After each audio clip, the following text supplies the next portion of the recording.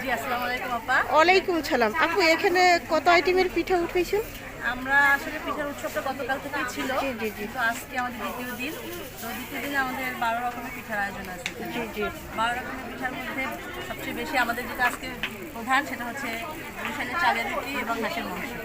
তার সাথে সাথে আরও আছে বরিশালের চিতই, উত্তরবঙ্গের ইলিশ পিঠা, ঝালপুরি, মিষ্টি পুলি, পাটসাপটা, দুধ চিতই, তার সাথে আছে লবঙ্গ লতিকা, তার সাথে আছে নকশি পিঠা, তার সাথে আছে মুখ পাতল, সাথে আছে চিকেন রোল, বাচ্চারা যেহেতু পছন্দ করে। তার সাথে রেখেছি ভর্তা, চিতইয়ের সাথে ভর্তা, যে ভিজা না খাবে সে শুকনো পিঠা খাবে।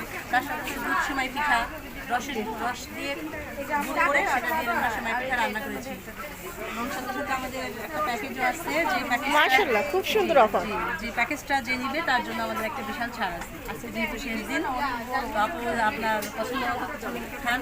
জি জি জি আপনাদের ডেকোরেশনটা খুবই সুন্দর হয়েছে, যে মাশাআল্লাহ। আমার সাথে সব কিছুর মূলে আসলে আমার আপা, যিনি কষ্ট করে আমার বড় ওয়ালাইকুম আপা আসসালাম। সব কিছু তৈরি করেছেন, এবং আমরা দুজনে মিলে এই আয়োজনটা আজকে অংশগ্রহণ করেছি।